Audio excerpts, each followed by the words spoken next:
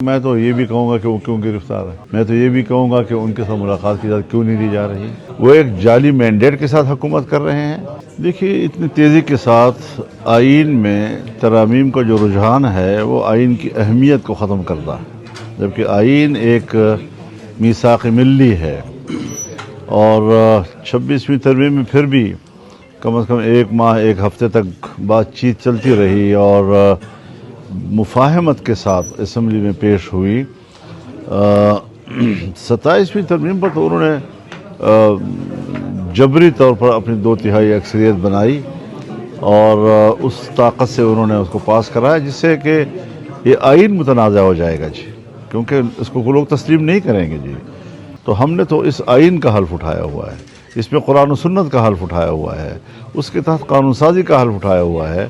اس طرح کے غیر اسلامی قانون سازی جو ہے تو اس پر ہم نے 22 دسمبر کو کراچی میں تمام دینی جماعتوں اور مختلف مکاتب فکر اور مدارس کا ایک آل پارٹیز کانفرنس بلائی ہے، جس پر اس حوالے سے ایک حتمی رائے ہم قائم کریں گے. اچھا مولانا صاحب، پی ٹی آئی کی موجودہ قیادت کی جانب سے 2 روز قبل ایک بیان آیا ہے جس میں انہوں نے کہا ہے کہ ہماری خواہش ہے کہ اداروں سے بات چیت کرنے کے لیے اور حکومت سے بات چیت کرنے کے لیے جو مذاکراتی کمیٹی ہے اس کی سربراہی مولانا فضل الرحمان کرے. تو کیا اس حوالے سے پی ٹی آئی نے آپ سے کوئی باضابطہ طور پر رابطہ کیا ہے؟ ہاں، بیان ہی دیا ہے نا، میرے ساتھ تو کوئی بات نہیں ہوئی.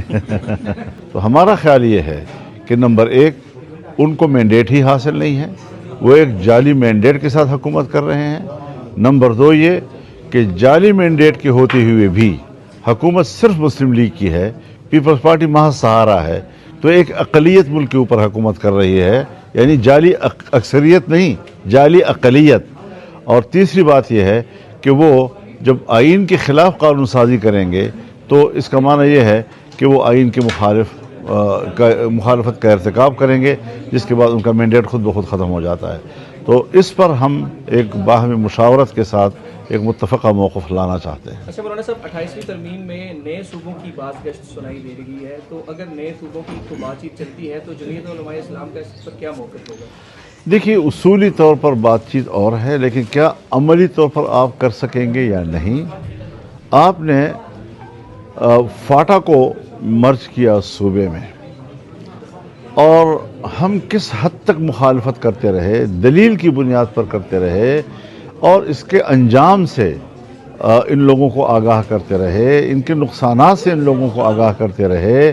اب عقل کل سمجھنے والے آج کہتے ہیں کہ نہیں وہ بھی غلط ہوا تھا، اور یہ جو رہے صحیح صوبے ہیں ان کو بھی تقسیم کر دو. اب رہے صحیح صوبوں کو تقسیم کرنے کے لیے کیا زمینی ماحول تیار ہے، یا کل پھر ہم روئیں گے کہ ہم نے تو ملک توڑ دیا. لہذا اس حوالے سے سب چیزوں کو ابتدا سے نہیں سوچنا چاہیے. اچھی سوچ ہوتی ہے، اس کا آغاز بھی وہ اچھی نیت سے کرتے ہیں، لیکن جس کو تدبیر کہتے ہیں، جس کو تدبر کہتے ہیں، اس کا معنی یہ ہے کہ معاملات کے انجام پہ نظر رکھنا. تدبیر اور تدبر دونوں کا مادہ دال بیرے ہے، النظر علی دبر الامور، معاملات کے انجام پہ نظر رکھنا. تو یہ لوگ بات تو کر لیتے ہیں، کرنے کے بعد پھر کہتے ہیں ہم طاقتور ہیں، تو جو ہم سوچے کہ وہی ہوگا تو پھر طاقت کے ذریعے وہ کر بھی لیتے ہیں. سو طاقت کی بنیاد پر انہوں نے فاٹا کو مرج کیا اور اب ان سے نہیں چل رہا.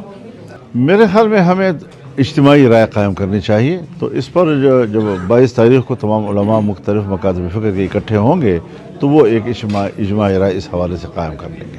مولانا صاحب، آخری سوال، بانی پی ٹی آئی سے ملاقاتیں نہیں ہونے دی جا رہی، تو کیا سمجھتے ہیں کہ ایک جمہوری ملک کے اندر ایک جمہوری پارٹی کے سربراہ سے ملاقاتوں کا نہ ہونے دینا اس معاملے کو کس نظر سے؟ دیکھیے بات یہ ہے کہ میں تو یہ بھی کہوں گا کہ وہ کیوں گرفتار ہے.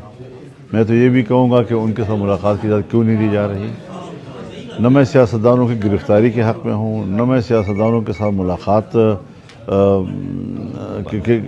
کو بند دیکھنا چاہتا ہوں. لیکن اب یہ ہے کہ حکومت جو ہے وہ کس کی ہے اور اصل حکومت پھر کس کی ہے. تو ان کی پالیسیاں ہیں، ان کی سوچ ہے، ان کے فیصلے ہیں، اس کے تحت ہم سب زندگی گزار رہے ہیں.